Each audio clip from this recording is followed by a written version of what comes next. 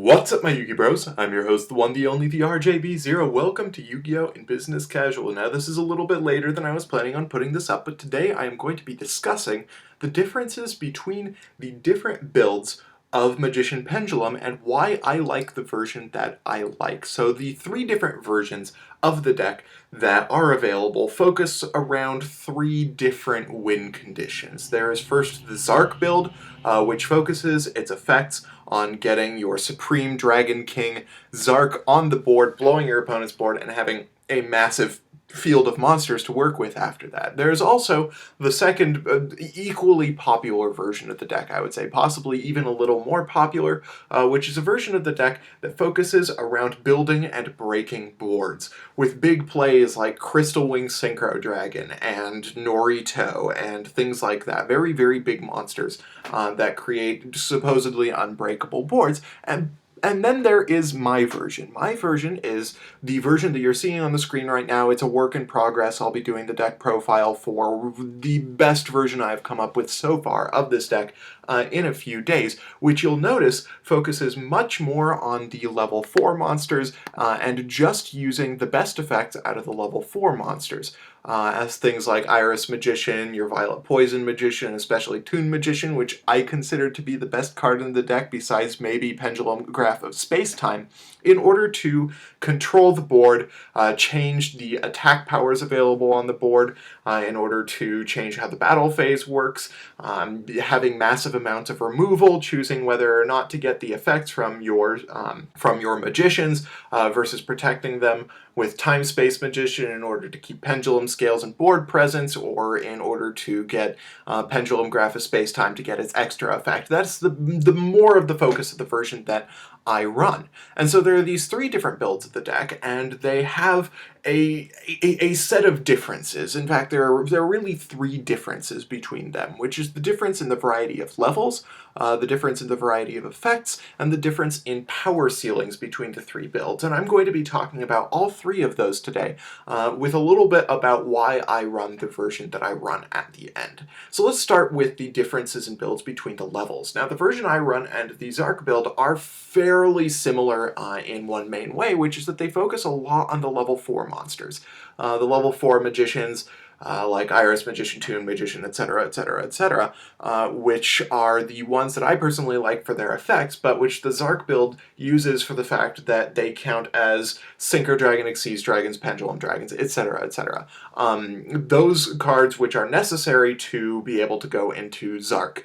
That is the reason why the Zark build focuses on the level 4s. I focus on them for the above reason, but the more board building and breaking version of the deck has a much greater variety of levels. In things like Chronograph Sorcerer, which the Zark build does run but does not focus on necessarily for its level. It runs, and on the same level it runs Oath Dragon. It has a lot of level 7s in order to be able to go into rank 7 plays. It has a level 1 tuner in the form of Tuning Magician. It has level 3s. It has a great variety of levels in it, which allows it to go for a great variety of Synchro and Xyz plays, versus the Zark-based build and the more control-based build that I run, which really focus on just the rank 4 Xyz and level 8 Synchros, and then of course for the Zark build on Zark itself.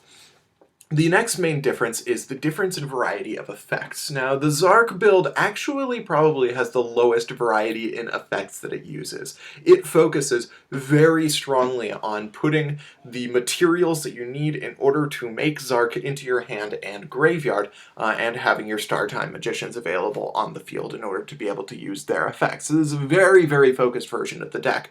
Although some builds have been trying to put in a little more variety, such that if one of their plays gets disrupted, they can continue playing. But that's something I'm going to be talking about in a bit. But the board building versus breaking version of the deck has a much greater variety of effects because it has a greater number of different card names in the deck, of different monster names.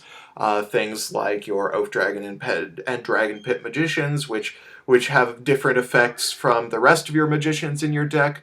And your Insight Magician or Noble Dragon Magician, which has its own special thing that it does. Your Tuning Magician, which you can put in the graveyard in order to special summon. It's got a greater variety of different effects that you can use in that build versus in the other two. And then, of course, the control-based build really focuses all of its effects on your level 4 Pendulum monsters and getting out your rank 4 Pendulum monsters and your level 8 Synchro monsters. And so it is kind of the middle ground between them in that it doesn't focus all of its effects on one thing, but it also has a lower variety of number of different effects available. And the final major difference between the different builds is the power ceiling. I would say that the Zark build has the greatest power ceiling just because Zark is an incredibly powerful card, having 4 grand on top of destroying all cards your opponent controls, on top of not being targetable or destroyable by card effects. It's just a very, very powerful card, and you usually have it on top of a couple of other monsters on the board, which allows you to OTK,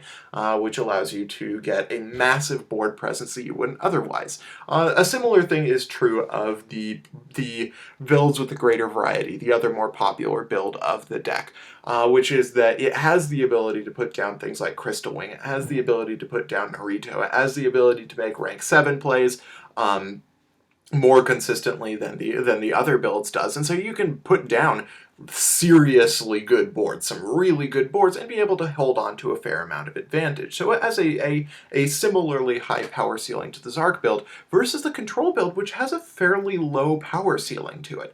It doesn't blow out your opponent nearly as much as the other ones do, and so it would appear at first glance from these three differences that of the builds, the control-based build is really the least good build among these differences. And that's at least at first glance, but I still prefer the control-based build to the others. And the reason why has a little bit to do with the parable that I have been developing based on a couple of conversations with other competitive players, which, if you could imagine a pair of cars, you've got the car on the right and the car on the left. Now you need to get to a place that is, say, 8,000 miles away, and you have two car options. They're both pretty slick cars, they handle nicely, they're smooth rides, but they have a couple of major differences between them. The car on the left has the ability to get 10, 15, even 20,000 miles on a single drive, and the car on the right can get 8,000 miles, maybe a little more, maybe up to 9,000 miles, but it's fairly rare, but it does get the distance that you need to go. The difference between the two, besides that, is that the car on the left has the occasional tendency to just totally shut down in the middle of the road on your way there. And you can't do a lot until maybe you refuel or you make some repairs or something like that, versus the car on the right. Whoops, I almost gave away what I was talking about here, which can very consistently, in fact, almost always gets the distance it needs to go. I don't know about you, I would personally choose the car on the right. And that, I think, the car on the right, or the deck on the right in this case, is the more control-based variant. I believe of the three of them, it is easily the most consistent deck, and that actually has a little bit to do with those three differences, and the reason why its place in those three categories makes it a more consistent deck. And we'll start with levels. So the Zark build and the more control-based build have a greater focus on level 4s, and I would say that that makes them more consistent decks than the other version. And that's because if you have a focus on level 4s, you almost always have your best plays available to you, because the best plays in this deck are your rank 4 Xyz monsters and your level 8 synchros. Yes, you can, if you are at the very end of your line with your board building and board breaking version, with your unbreakable board, you can have really, really powerful cards, possibly even more so your Crystal Wing, your Naruto, things like that. But you have less access to those cards, those most powerful cards, than the decks like the Zark version and the more rank 4 control build does. If you are really just focused on the level 4s, then you almost always have those plays available to you, versus the massive difference in levels available in the board breaking and board building version of the deck, which can actually get in your way. If you have a wide variety of levels on the board, but you only have one tuner, you've got a very limited set of options available to you. Yes, the deck does give itself the capability of accessing more tuners, but those tuners also cause issues with consistency because of the second difference, which is the variety in effects. A lot of the tuners, I would say, have less good effects than the effects of the non-tuners. The only exception to that is Toon Magician. I believe that Toon Magician is one of the best cards in the deck, and other than that, Tuning Magician is okay, but I would say it's even kind of suboptimal, especially considering what if you draw it. Its effect is not great for drawing. You really just want to send it to the grave with your Star Time Magician, then use its effect to revive itself, which is inconsistent at best, I would say, and White Wing Magician is alright, but it's not necessarily one of your best effects in your deck. And that's one of the things that I think makes the more control-based build much better than the other two, which is the effects that you want are easier to get. You are much more likely to get the best effects in your deck because you have a smaller variety of effects available. You know, you don't have the Oath Dragon Magician or Dragon Pit Magician or all those different things that can have effects, but the effects you want are always available to you. You know, Iris Magician is a really powerful card. It searches out your win condition, which is your space-time. You know, Astrograph Sorcerer, if you're just running Astrograph Sorcerer, it can only really do one thing. You only have one available play with your sorcerers, but it's really good. It's a really good play. It's the best effect of all the sorcerers, the one where if one of your monsters is destroyed, you can summon Astrograph from your hand and then search that monster back out again. That's a really powerful effect.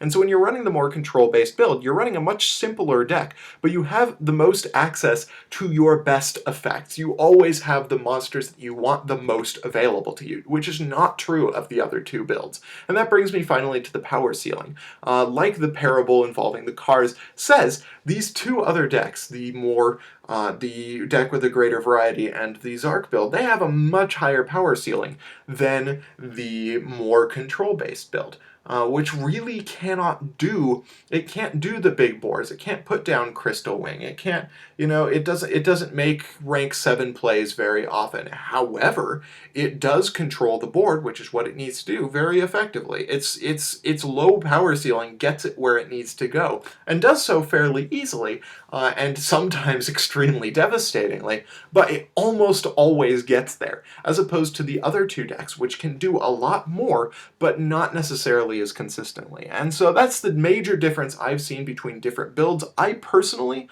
when building the deck, would focus down as much as possible on a small set of plays that are extremely powerful and always get the job done, rather than have a higher power ceiling and a greater variety of things that you can do in the deck. And don't get me wrong, the control version of the deck can do a huge variety of plays, but not as many as the others, because that focus gives your deck more consistency and almost always allows you to make the plays that are best for the deck. So that's my discussion on the different builds of the Pendulum Magician deck.